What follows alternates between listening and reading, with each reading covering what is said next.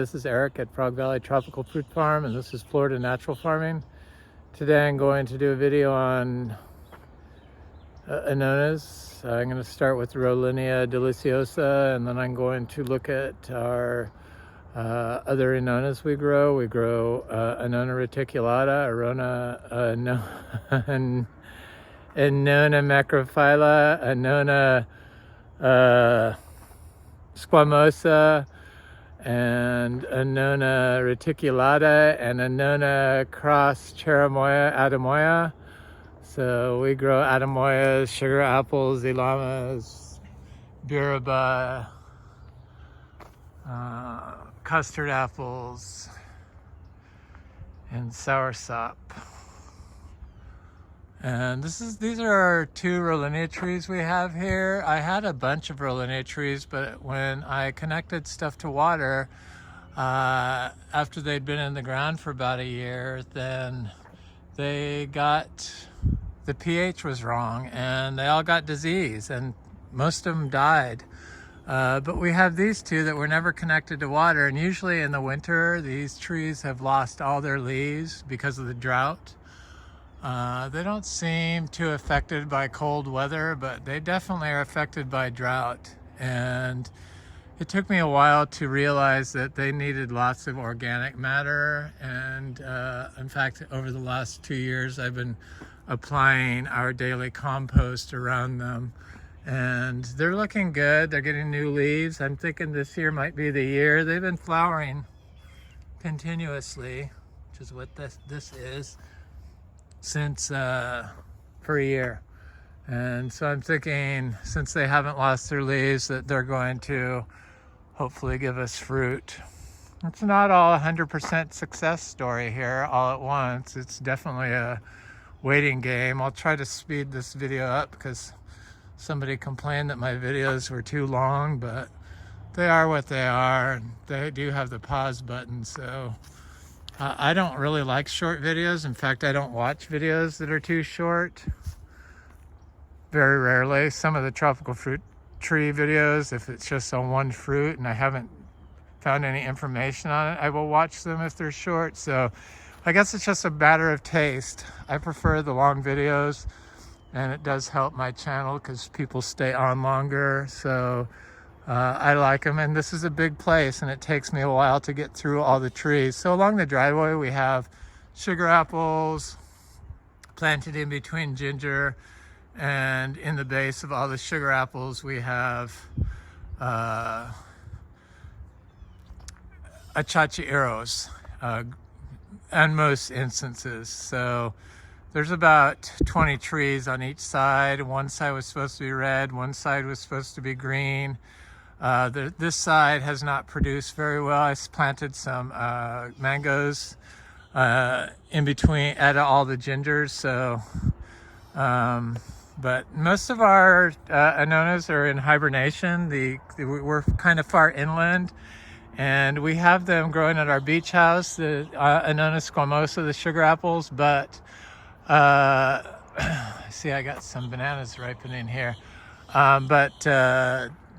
At the beach house, they don't lose their leaves, and when they're planted underneath big trees, they don't lose their leaves here. So it makes a difference if you have biomass above them, not only to protect them from frost, but also to regulate the temperature in the environment around them.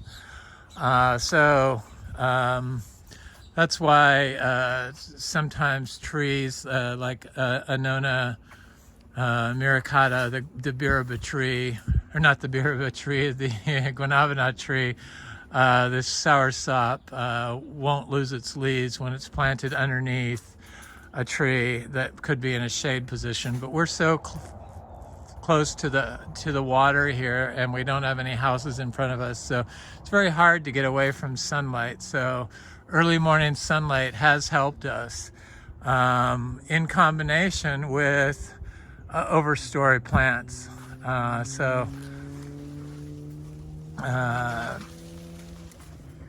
The sun warms things up when it's a cold morning, and the overstory plants protect it from frost damage. But we don't really get any frost here anymore. But it's another cold morning. Just too much. Too cold for me. I just do not like 40s.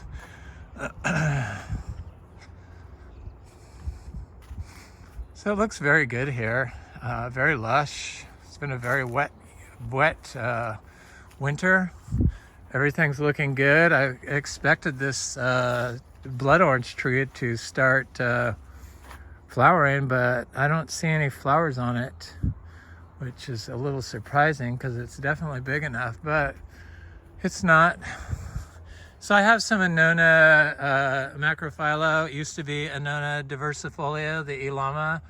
I bought some seeds from from Anderson Tropical. They seem to have all the Ilama seeds from Raul from Puerto Vallarta, Mexico. He has a huge collection of Ilama seeds that he sells, the Annona macrophylla, and I'm just going to go look at this Platonia insignis plant because I try to check it every morning. This is what takes so long for me because I kind of wander around and look at stuff, and they make my videos longer. So I try to do the same thing every day and look at certain things that are exciting me. And one plant that's exciting me is the Platonia insignis. And it's finally popped up, I see. It's right here. I was worried that it would be a very cold sensitive plant. It's right there. Huge seed, but it doesn't seem like it's too affected by the cold. It popped up during the cold, so I don't pay attention to when to plant stuff, though. We're not really that cold here, so if you're like in 9B or 8B or 9B or 9A or 8B, you probably have a different issues. So I realize that this is probably, I thought it could have been the Platonia insignis, but I think it's the bone shell, Poiuteria species bone shell plant. Seeds I planted. I know I planted two of those seeds. The bone shell Poiuteria. Our cacao are looking good. No problems with the cacao in cold weather. So I'm gonna go look at Annona muricata, the Guanabana tree, a big one we have, and it gets morning sun, and that's helped it. The morning sun helps. If it had an overstory over it, it would have been better, but I didn't really think about that when I was planting these bigger trees. I think more about that now, and so I try to plant like bananas around my little trees, or I plant my delicate, inexpensive seeds, because seeds are so expensive now. I just bought some Garcinia latissima seeds for $50 each, and then I had to get the Garcinia Brazilian species, Brazilian xerapu, the Brazilian Praniana button mangosteen. There's a Brazilian variety of it, which I like the New World Garcinias because they all seem to be monoecious. And so, I walked right by this Guanabana. This is a big Guanabana tree. It's a Miami Guanabana. So I bought some of those seeds, and I think they were $20 each from Anderson Tropicals. I'm waiting on those. I'm excited about that. That'll put our Garcinia count up to 18. So this tree, this is the first year it's kept some leaves. And it's got all new leaves coming out on it.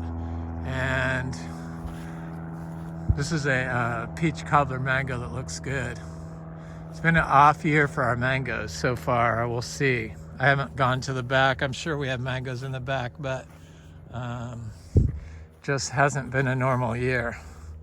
So that tree is not, that Guanabana tree is completely out in the open because these were little tiny mangoes when I planted them, little tiny 3 gallons. And so it always, every single year, it has lost its leaves. every winter. This is the first year it's held its leaves, but I have a couple of different other Annona muricata, Guanabana, or Soursop trees, and they are seed grown. That big one came from Lara Farms, the Miami Soursop. So it probably came at a disadvantage because the seeds were probably sterilized and it grew in sterile potting medium that was given chemicals, so the roots couldn't form correctly, because that's what happens when you do that.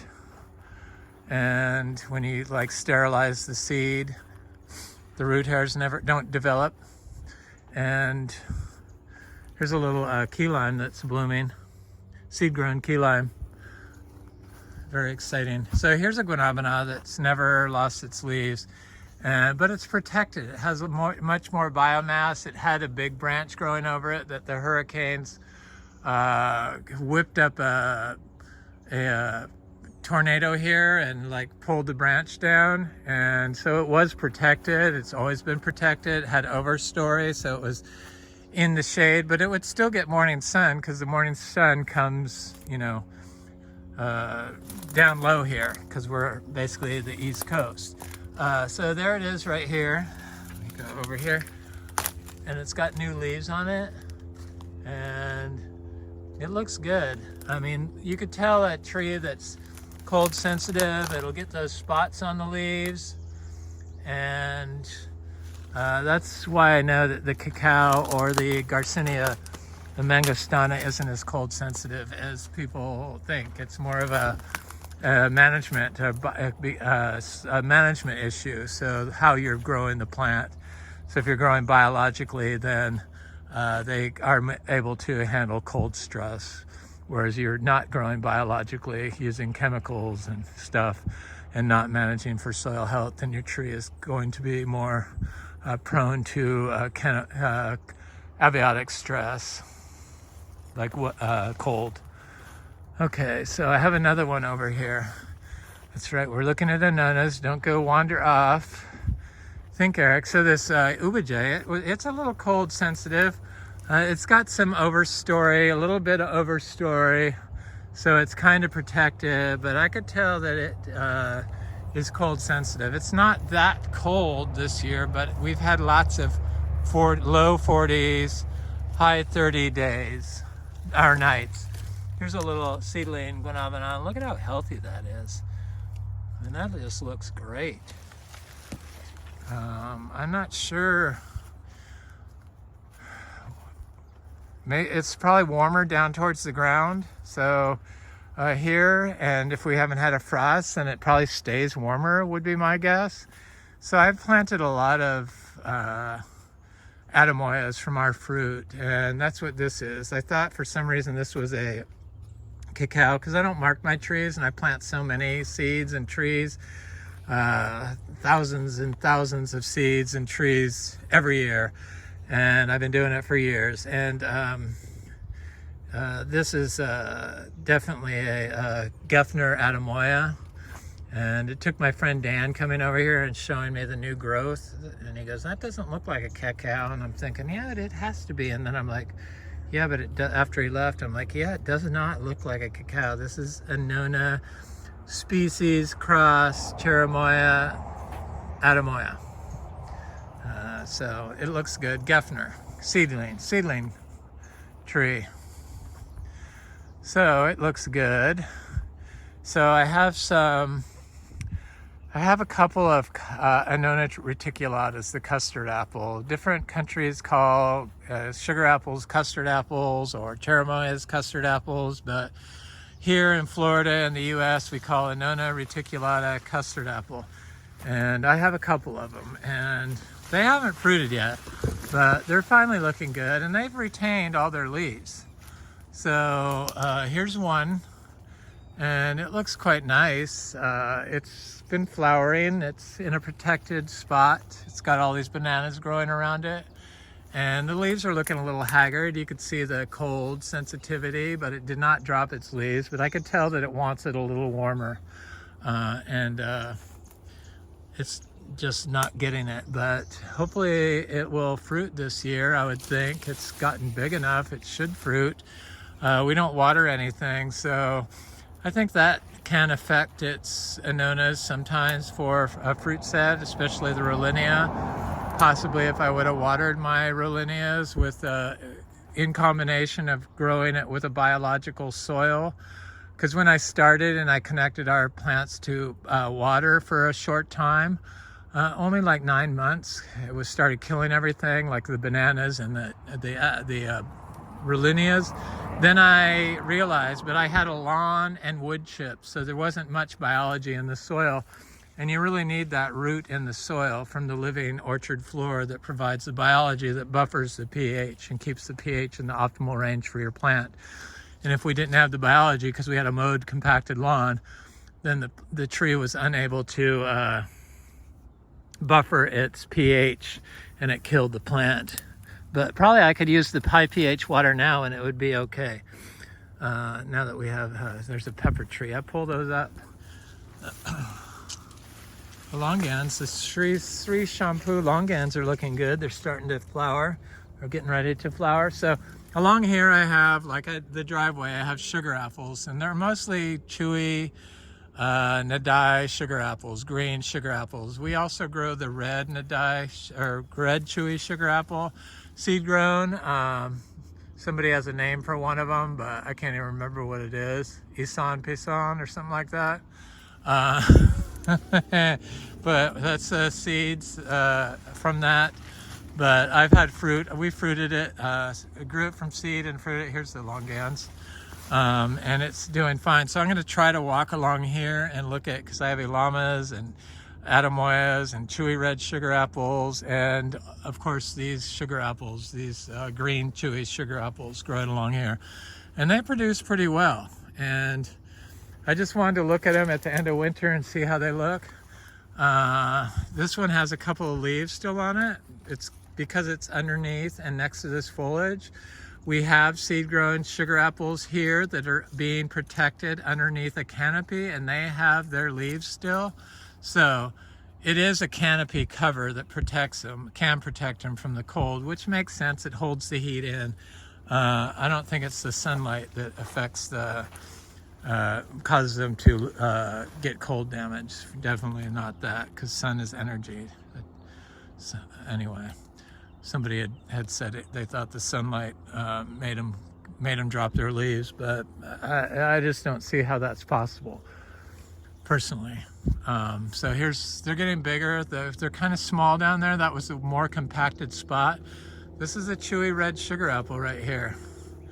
Our seed grown that's produced fruit. And you know, it's a little more protected and it has its leaves. So cover on Annonas helps them.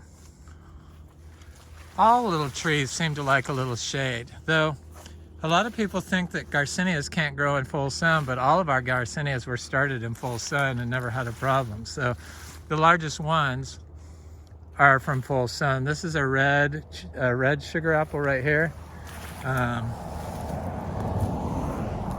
Because we just didn't have any cover like this. I just didn't think about cover and companion planting and stuff.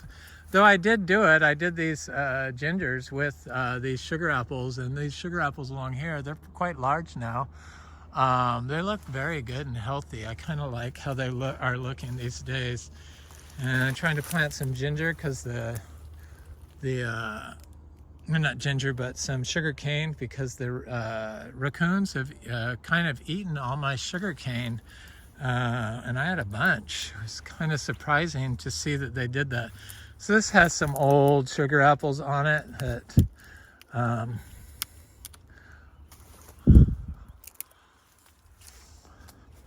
got pigeon peas, I got bananas, and I got mangoes, and ice cream beans, and I got cashews planted in here now. And this is another sugar apple, and I used to have a trail through here, but I kept knocking my trees, so now I don't have a trail. This is an Atemoya. This is a priestly Atemoya, which I'm kind of surprised that it lost all its leaves, because Atemoyas generally The Gefner especially will keep its leaves, and that's what this is. This is the parent plant from that one Gefner I showed you, seedling. So it looks good. I wanted these all to be Atemoyas, but when I started this farm, I just couldn't find 100 Atemoyas to buy, and I didn't even think to grow them from seed. I just transferred into growing plants from seed out of necessity because I couldn't find trees. And so now basically that's what I grow, is plants from seed. Most of our plants here are grown from seed. So I had a Genova red sugar apple, or not sugar apple, but Annona macrophylla. And they put this big pole in here while I was not paying attention one day. I came out and it was here. And they put all the dirt around the base of this, and I should have dug this up and transplanted it because it did kill it eventually. And it's a learning experience. I didn't realize that when stuff starts going bad in the ground, that especially Annonas, to dig them up and move them. So this is a custard apple, Annona reticulata. The sugar apples are Annona Squamosha. They're pretty good. I like them. They're kind of inconsistent as far as size, and some of them can get a little seedy and nasty. I like Annona reticulata. It's not the most flavorful fruit, but I've only had it from a couple of places, so I haven't tasted any of ours. I'm not sure. This is a seed-grown plant. I'm not sure what type of fruit that's going to produce, so I don't want to judge it because I know not all growers' fruit tastes the same, and how it's grown does make a difference. So here's a sugar apple, Annona Squamosha, and here's a priestly Atemoya. So the priestly Atemoyas, no, this is an Ilama. This is an Annona, yes, definitely Ilama. This is a Annona macrophylla. It still has a little bit of leaves. It looks like it's getting new leaves starting to form on it. And it's getting kind of big, this tree. And it lost its leaves. Very hard to get through here now. I kind of wish I had a trail to get through here, but I don't. And here's a Atemoya, a priestly Atemoya, and it's doing good. And it's got a few leaves on it, but nothing like the Gefner. It's funny how the Gefner, I guess the priestly down here, then maybe this is a sugar apple. I don't know. I know I have one sugar apple around here, but this looks like could be a sugar apple. I don't know. I'll know when it produces fruit again. It's because of this, there not being a trail in here, I don't come down here very much. And I don't want to put a trail on the outside because then people would try to jump the fence and pick fruit, and I don't want that. So the sugar apples are doing good, but maybe I do need to put a trail back in here. They do make a difference, and then you don't get these nasty stickers all over yourself like these. So this is a priestly Atemoya. It did lose most of its leaves, but it's a little bit bigger than the others. It looks good. But the leaves aren't as big as on the Gefner. But see how where the leaves are down below the other plants, they still have a lot of green on them. So having cover for these does make a difference, and I don't think it affects fruit set. So keeping it in all full sun probably is not as good as having at least 50% shade, and definitely having an overstory. So we would get sun even if it was covered over the top, because the sun comes down so low here, so it shines right in here.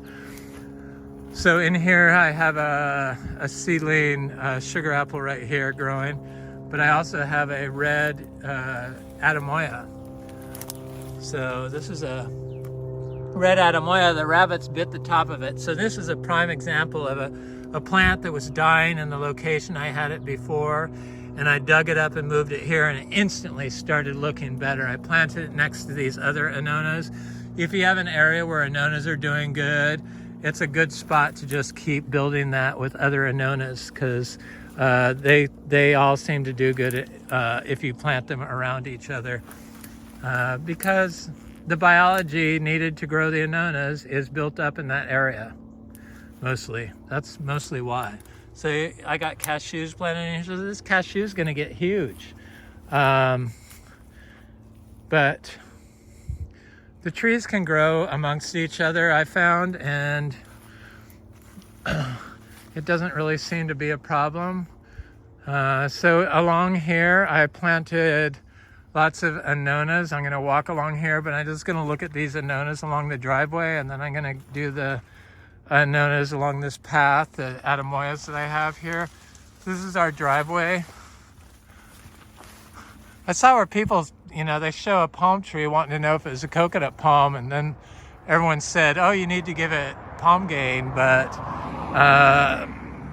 what I see when I see a sickly looking palm, I see a compacted soil that can't cycle nutrients correctly. And because we've never given this anything, and it looks great, this foxtail palm, but the soil isn't compacted there, and I let other plants grow around it. So the first thing I look at is what is growing with it to see how healthy, and that's why the tree is not healthy, is because it's growing in a compacted lawn, and when you have compaction on sand, you cannot cycle the water cycle, you can't get the calcium cycle to work correctly. And if you can't get those two cycles to work, then the palm is always going to suffer. And those palms that look sickly like that, they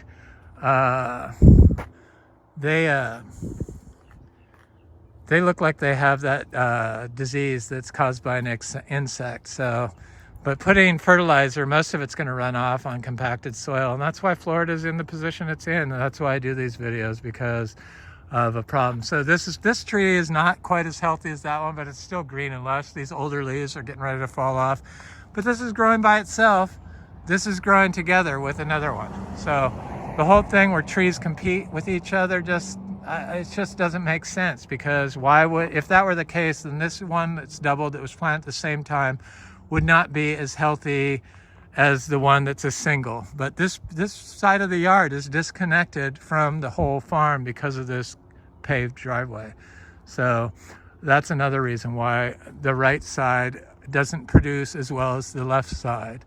And so these are the sugar apples. There's one every other ginger, and then at every ginger I have a mango they're all in full bloom. And then at the base of the sugar apples, like sugar apple here, sugar apple there, I have achachas, which you can see right there. Seed grown achachas. We have about 500 of them. This is an achacha aero farm, so that's where we started. So all along here is sugar apples and mangoes and achachas and ginger. On here, I don't have a whole row of mangoes, but it's connected to the whole farm. So these sugar apples on this side produce a lot better. Plus, the neighbors spray glyphosate on our property from that side because it's on the fence line, and they thought they could do it. Because they think that this is unkempt and just weeds for some reason, but they prefer a lawn and nothing else, basically. But that's not who I am. I like this wild, diverse look, and so does the wildlife. Bananas are really doing good. I have 450 bananas I divided, all ice cream bananas. Jamaican Java ice cream bananas, blue Java bananas. Is that what they are? I guess Java is from Asia. Isn't that making sense? Anyway, it happens. Here's our Atemoyas. This is a priestly Atemoya. Most of the seedlings are all priestly, and there's some more in here. I'm trying to see where they're at. They can get crowded out when they're young by ginger and stuff overtaking it and smothering them, so that can be a problem. That's when they compete, plants compete, is when they smother the little trees, or they lay down on top of it and nothing can grow above it. So that can be a problem. And I know I have some more in here, but trying to see them through this mess is kind of hard. Here's one right here. They're looking good. I need to trim this back. A little more protected. They have their leaves still. I need to put some more in here. This is kind of sparse through here. Just this weeds, or herbs. The mangoes that were froze 2 years ago are starting to come back.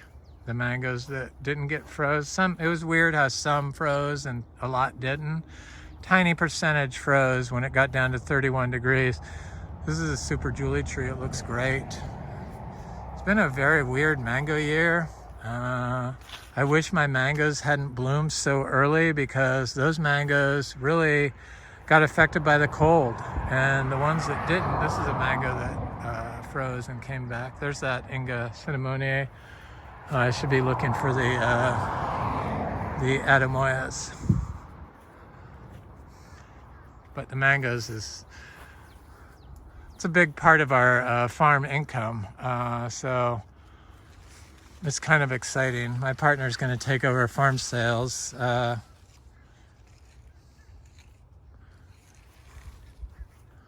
I know I had a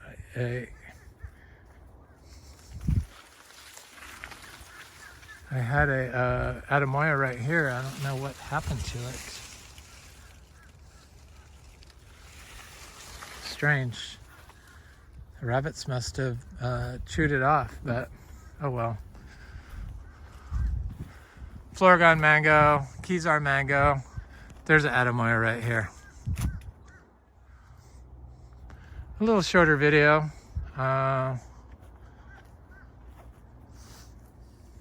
This is our sapodilla that are looking good. It's Hazia sapodilla. It's got quite a bit of fruit on it. All this stuff can be grown, dry farmed here if you focus on the soil health. I'm gonna look at that. I'm gonna go look at my seashore mangosteen, just because it's like my most exciting fruit we have, and my latest Garcinia that we've fruited.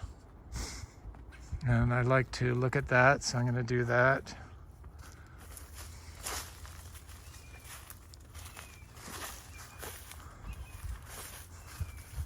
So it gets sunny underneath the canopy because the sun is so low here. Oh, I had a Braziliensis I didn't even see on here, so that's good. There's a Gardneriana that the fruit is almost ripe on.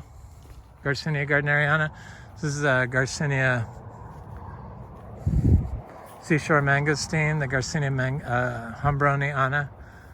And it's got a lot of fruit on it. And it's self-pollinating. The monoecious, if you have a female tree. Anyway, that's it. This is the video du jour. I'm Eric at Frog Valley Tropical Fruit Farm, and this is Florida Natural Farming. Please like, share, and comment if you enjoy this comment. I love hearing from you. Have an excellent day.